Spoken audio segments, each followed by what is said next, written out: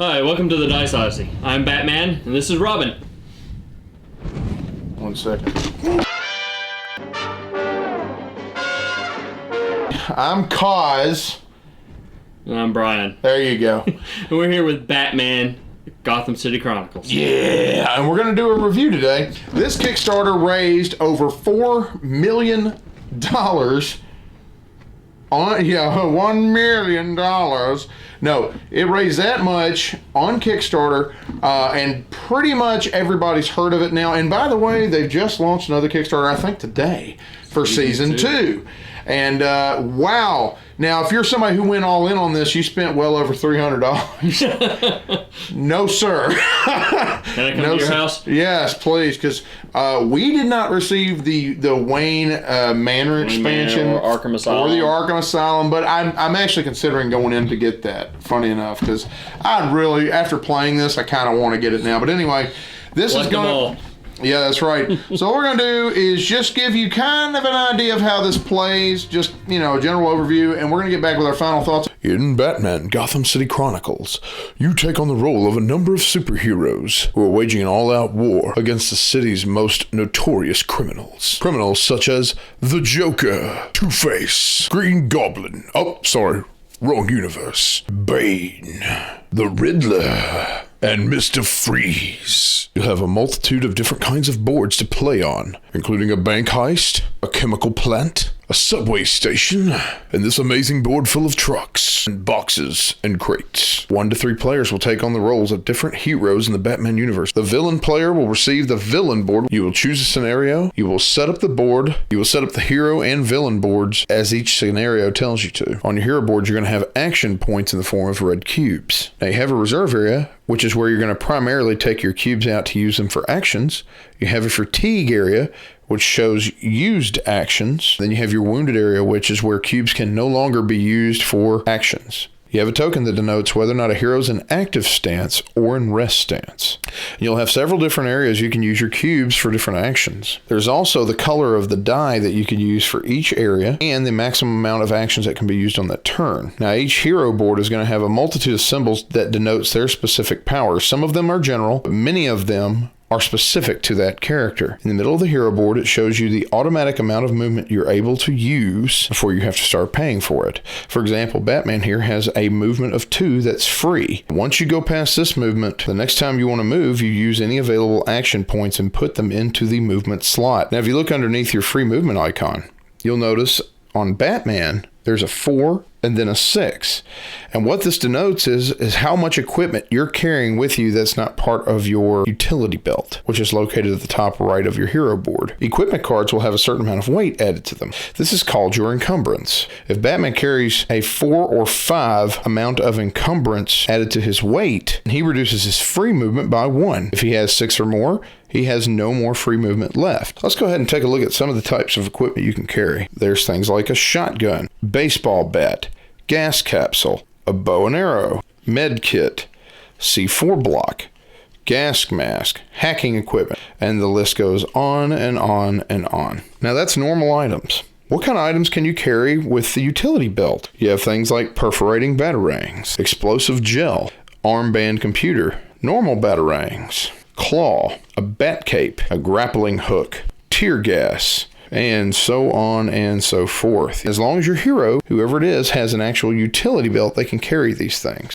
And every hero involved can activate at any time and can even interrupt each other to go ahead and do more actions until all of them have run out or decided to stop doing any more actions. How many red cubes you get for actions is denoted in the area that has your token for rest or active stance. Once the heroes have started their turns, they determine which stance they're going to be in, whether or not it's going to be active or rest stance. An active stance, on Batman for example, he's going to gain a number of cubes according to his active meter. In this case, it would be 2. And if he had any in his fatigued area, he would move 2 over to his active area. When it comes to wounds, this works the same way. This is how you can actually heal. Well, not only would his 1 in fatigue go over to his active, but he'd also have 1 in his wound area go into his fatigue area. Now, if Batman chooses rest stance, he will be able to gain 6 instead of 2. Now, on his turn, he won't be able to go do anything specifically except for to defend himself and do rerolls. Okay, let's take a look at the villain board for a moment. The villain board is going going to work very much like the hero board in terms of actions such as movement,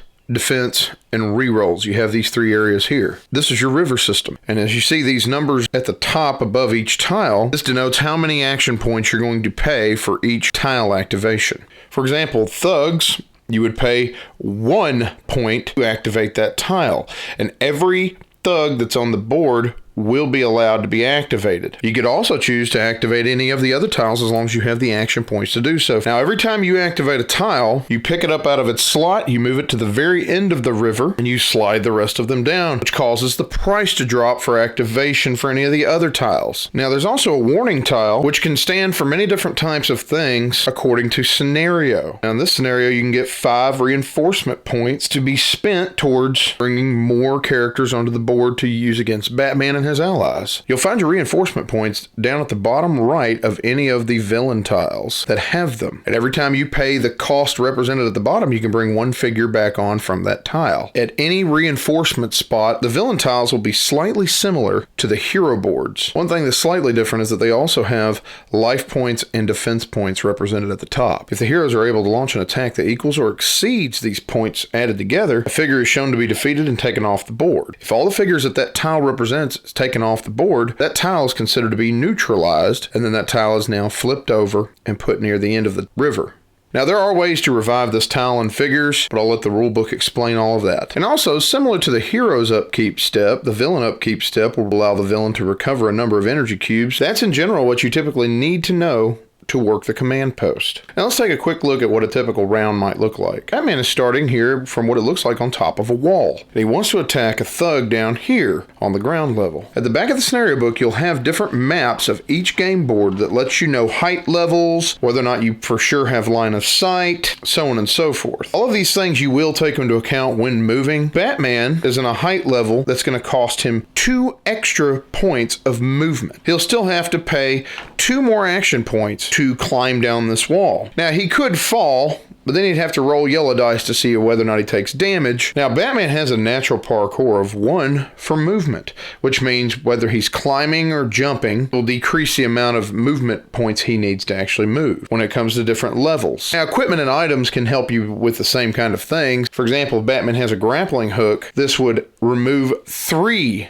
action points needed for that movement. Now it's going to take 1 extra movement to fight this thug, and now Batman can melee attack this thug. Now here we will pay 2 action points, and that allows us to draw 2 red dice. Now also taking into account any equipment you may have, which adds to melee, as well as symbols such as martial arts, which basically adds 1 automatic success if you get a success on a die roll. Now what the villain player will do, will take a look at the tile that this figure represents and see how much defense and life points they had. If it matches or exceeds it, this figure is removed from the board. Now say for example Batman, instead of doing all of that, he wanted to actually do a ranged attack. As long as he's carrying a weapon for ranged attacks, he can now do a ranged attack. Batman will spend 2, which gives him 2 orange dice, but he also has batarangs, which gives him a yellow die that can now be re-rolled. Now if Batman wants to connect with these batarangs, he also has to have line of sight. And in this case, he's 1 level higher than the thug he's trying to get. So he also gets an extra die added to his rolls. Now to determine line of sight is done in a few different ways. And the book goes into heavier amounts of detail than what's represented here. As you can see, Batman is on an area that has the letter A. Well, the thug is also on an area that has the letter A. That means Batman now has line of sight because the 2 letters are the same. Also, if you can draw a straight line from point to point without any obstructions, Batman has line of sight. But one more way of determining line of sight from one area to another is if there's an orange line between 2 adjacent areas. Now, the villain player does have the opportunity to defend against this if they want. Let's take a look at complex manipulation. Now, let's say that Batman wants to defuse this bomb. According to the scenario, it's going to take a complex manipulation of 6. Now, Batman would spend action points, and he'd take that many dice. Also taking into account, he has a munition symbol, which adds 1 automatic success. So really, all you'd have to roll is a 5. But now you also have to take into account Menace Index. If you look on the villain tiles, they're going to have other symbols on there called size indexes and Menace Index. The size indexes we haven't gotten into, but they are mainly for moving out of an area. The more figures that you have in an area, the more action points it takes to move yourself out of that area. The Menace Index is taken into account when you have to do a complex manipulation or a thought manipulation. So let's say Batman wanted to defuse this bomb again. So let's say now that we have an extra thug in that area, well, his Menace Index is 1. So now Batman would have to roll an extra success for every thug that is in that area with him. But it also works for the hero's advantage as well. Say Robin was also in the same area. Well, Robin has a Menace Index towards that thug, and it equals out the Menace Index. This way, Batman only still has to roll for 5 successes. The same thing works for the complex thought actions you take. For example, Batman was trying to hack a computer. Now, let's say all the heroes have decided to finish their turns, and they want to save what's left for the defense round, because the villain is about to come into play. And let's say that a villain wants to attack Batman. It works very much in the same way as the heroes attacking the villains. You can spend actions into your defense area and try to counteract the villain's attacks. And don't worry, for nearly any dice roll in the game, you also have this reroll area, which will allow you the chance to mitigate any bad rolls you may have. Batman has quite a few rules in the game. We didn't go into heavy amounts of detail, for example, like symbols on the board representing hazardous areas or size indexes in certain spots. The rulebook will cover all of these things. We just wanted to give you the spirit of how the game plays. If all the heroes can accomplish their objectives before the timer runs out, the game ends and the heroes win. Now let's get back to our final thoughts. What are our final thoughts on this? What did you think, Brian? I love this game. I do have a few problems with this, but let's start off with positive on this. The gameplay on this is awesome. The storylines that are driven on this are phenomenal. I would get so involved in this, I forget my objective sometimes. I just get that urge as a hero, as Batman, or as Robin, or as Red Hood, to just want to go out there and fight all the villains and just, mutilate them and destroy them, put them in the brig. Mutilate them? Yes, mutilate them. Well, if I'm Red Hood, I don't have a problem killing. That's true, yeah. But, so, I mean, it's just, you get so involved in the game, it's phenomenal. This is one of the few games that I've really got heavily into. I can see this just being my lifestyle game of choice. Artwork is pretty well. I love it, and especially in the rules and the mission books. It's very comic book from actual comic book artists and things. My negative on that side is when you get to the player boards. I said we're gonna save it to the end, but I just kind of had a hit on that. Consider that a negative? Well, it's just. When I go into this, I expected to see comic book art through and through, like awesome comic book art. This is more like on the player boards. It's more like kind of cartoonish, and I kind of get the idea that we're going for on the on the river system here and on the heroes boards. It kind of looks like a graphic hollow display. Yeah. I do get that feel, but I was, I kind of was wanting I'll tell you, the real heavy comic art. At first, it bothered me. Yeah. But as I kept playing, it really grew on me. It's not. It's a minor negative for me. Did I love this game? Not at first. Just being honest with you. Well, let's say at first, I loved it for the pure aspect of Batman. I'm a huge Batman fan, but that's not enough. Getting into the game did present a good struggle. Yes. Just because of so much you had to learn. And so much paper you had to waste. Okay. Now, I know this is based on the Conan system. I never actually got to play Conan. Okay. I kind of want to now because I hear it's a little bit simpler to get into. But, and I like Conan. I like the theme. But this thing cost me 10 times more so than Conan. Yes. I mean, 100 times more so. I mean, push through all some of the negatives as far as getting started and all. I'll push through it just because it's Batman. And it wasn't so much because once you learn it, it's actually very streamlined in some ways, very simple to get into. But I'm telling you, this rule book ticked me off to, I can't even begin to tell you how high. All right, man. Let's figure this game out because I was so excited to play some Batman. Because, I'm the Batman. All right, let's get this Joker going. All right. Yeah, I said that, didn't I? So all right. Heroes go first. Okay. Let's figure out where movement is. Okay. Okay, finally I found heroes movement. Dude, my characters have just ridiculous amounts of symbols all over their boards. And some of these are different from the others. Okay, there's some stuff in the back here. Good Lord. We're in for a long night. Alright, I'm gonna go for an espresso or a latte or something. Just let me know when you figured it out. Alright, well he's looking at that. Let's see what we can find here. Season 2, no. Have you found those questions we have? I'm still looking. This is complicated. Holy rusted metal, Batman. I think I found something. Oh, there's character reference right there. I can download these and print them out. Alright, let's print this Joker. Hey guys, it says this is over 300 pages long. What?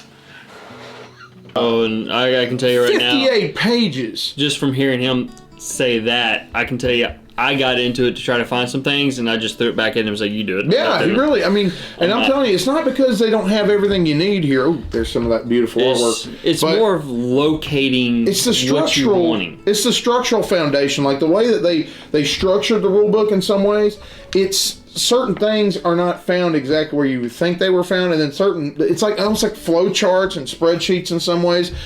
And it just didn't feel intuitive. And I think that, especially with movement, oh my gosh, trying to figure out movement. And then constantly having, I mean, granted, it's going to be, I know it's a complex game. I know it's got a lot of moving parts.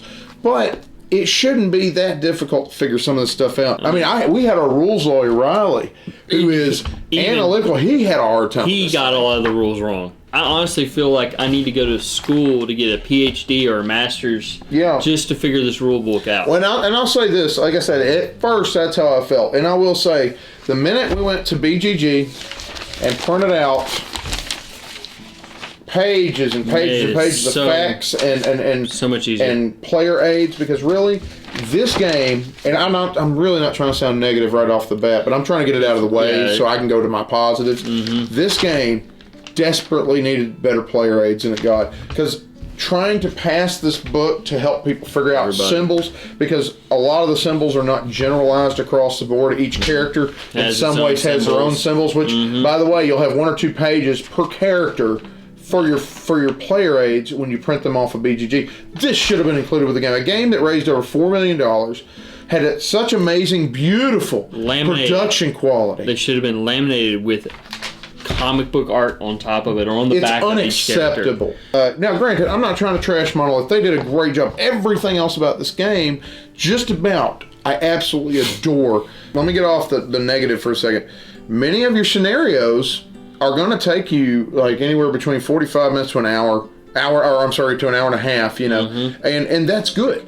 This is Batman in a box. This is the kind of game I've always wanted from a Batman game, and there's been many released, and they were decent, and they were okay in some ways, but this one gives me that cinematic quality. It gives you that feel. It puts you right there.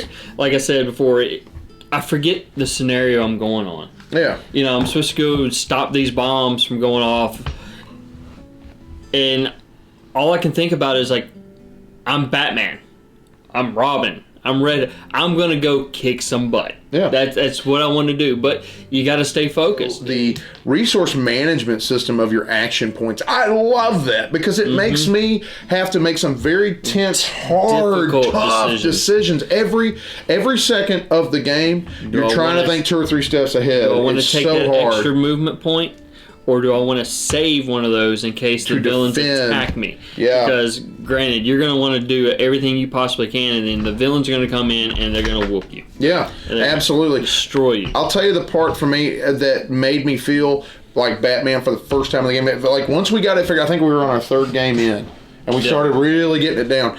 Once we figured the game out, and I think it was my 3rd game in, there was one point I was going against, I think it was Bane. Well, anyway, we played against Riley, and we were playing as, Batman and Red Hood. You were Red Hood, and I was Batman. And the thing that got me was he was getting swarmed with enemies left and right, and they were just closing him into a corner, and he was trying to fight them off, but his actions were getting depleted, right? And I took a gamble, and I jumped on top of a truck, which was awesome already. Just get Batman hopping up on a truck. And I took batarangs, and I'm throwing like 3 sections away, I think it was. 3 sections away, and I clipped one of the bad guys with a batarang and helped him out a little bit. And it was just that, to me, at that moment, this game became amazing. Because I actually got to feel like I was Batman. Now, here's the thing, though. the dice can seriously hose you. Okay, it's a dice game. We're gonna just go ahead and clear the air right there. If you don't like a lot of dice rolling, you might not like this game. Now, keep in mind, you can mitigate it to a certain extent. I love the fact that you can gear up before you go. You can choose like batarangs. You can choose the electric bat gloves. But you gotta be mindful. You're limited to your weight and your utility belt and your encumbrance on there. But I like the fact that you can gear up, and you can even find gear. You know, you can find like Gatling guns. Shotgun. You can find a fire axe, which one of the coolest things he did. Yeah, was bust through a wall with a fire axe. Saves you a lot of time, and that game was really down to the wire because I was really getting hosed by. I was Two-Face. I tore him up, but he was so close to winning. So close to winning. If the dice didn't hose me the first 2 rounds, I would have succeeded. But like I say, when it comes to the river system, I really like the whole idea of being able to pay and activate who you want to activate. Yeah, depending on where they are on the river system, and once you activate them, they move down and they can become more costly. But it also makes everybody else cheaper for you to activate.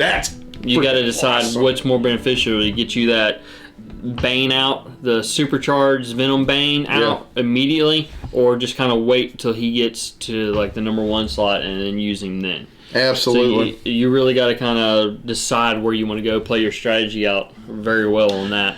And I kind of mentioned this, but while you are dice chucking a lot, there are different ways to mitigate, including the gearing up, but also the re-rolls. And there are times that I'm sitting here going, I spent a ton of actions, and these dice hosed me, but I was having so much fun, it didn't bother me. No, it didn't bother me one bit when I was getting hosed in the first 2 rounds of that game we played. And I'm going back to production quality. I absolutely love the maps. The maps are gorgeous. In depth. And what I love about it in the back, it shows you different levels in the back of the, was it the scenario book? Yeah, the scenario book. It shows you different levels. You know, yellow is too high or... No, well, they tell you how far down you can jump. Yeah. I like the fact you can use your, what is it called? The claw, the grapple hook and things like that. I love the claw that pulls people to you. Yeah. You know, so Batman's got, where do we get these wonderful toys? You know, and I kind of get what they were going for. They're trying to go as immersive as they can. The line of sight system's really good. That if it has line of sight is very. The line of sight's good, where it has the different letters on here, and if this other place has the different letters, then you have line of sight and things like that. It takes a lot of the arguing out of the equation. It does. Because I could see if they didn't put those in there, like, well, no, this is line of sight. No, but you got this wall here. Yeah. I mean, you've got those. But I will say, I kind of wish they had included the height levels in some way. I understand they don't want to clutter the map up, but it is a constant looking back into the scenario book. When you're trying to also look in the scenario book to see what your goals are still and things like that. I felt very cinematic in this game. I truly feel like Batman or whatever hero, you know what I mean? And they all felt completely different from each other, and that was also another cool thing. I mean, there are other characters there that you can pick and choose from. You got to look at each scenario and determine which characters are going to be best. Batman may not be always the best character to go with. I'm sorry. I honestly think I would have been better if I would have chose Robin in that scenario. I think I could have done it a little bit better, and I could have got a little further with it if I gone with Robin, because Robin had a few other different skills that would have proven more valuable. Well, they definitely what they did was they balanced the characters out so that not one of them was better than another. So even much, the villains versus the heroes is very balanced. If you're a Batman fan, I think you're going to find a lot of content here you're going to love. You know that there's a saying that hard work pays off. Yeah, and this is that game. This was hard work. It's hard work getting through the manual, getting through the instructions, and figuring out how to play the game, but it pays off. So, final ratings, where are you sitting on it right now? And I know you're giddy, so I can kind of I'm very giddy. Guess. But I'm giddy about the overall theme of it. I will say that with the rules and the symbology, everything being difficult, it puts me around a 6. What? Theme-wise, I'm up at a 10. What? Theme. Wow, I didn't think it was going to be that low. Well, I will say this. Once we get through, iron out all the details on this, and it's seamless and flows like, you know, melted butter. Like butter. I will promise you this. I'm shocked, I've always said I will never rate a game a 10, right? Yeah. Okay? I'm shocked, I will tell you this. If I can get through the game and play seamlessly without getting through the rulebook, this will be a solid 10. You heard it here first. I will pack this game up right now, take it to my house, and never come back to this place. Well, that ain't I am happening. quitting the Dice Odyssey, and I'm taking this as my severance package. Well, let me tell you where I'm at. 1 out of 10, 10 being the best. I'm at about a solid 8. I'm very happy with it. I just, like I said, occasionally I'm still going to have to glance at rules to figure things out. But this is one of those games that I want to continue playing for years and years and years to come. The potential for this game is just so high. Yeah, there's a lot. And the system's great. I like the one-off scenario system. It's really nice. I've got to muscle through. There's got to be a good game in here somewhere, and I found it. You know what I mean? That's what I felt. I felt like I found a treasure. It was really cool. Mm-hmm. So anyway, that's where I'm standing on it. Let us know what you think in the comments. Did you get on to season 1? Did you go all in? Are you going to season 2? Let us know. Did you have similar things about the rule book that we did? Let us know down in the comments. Thank you again. I'm Kas. I'm Bryan. And you're watching the Dice Odyssey. You have a blessed day. And battering away. I actually was going to say that. I was thinking that. Game away. This video is brought to you by Fallen Dominion Studios. Check out their website at fallendominionstudios.com.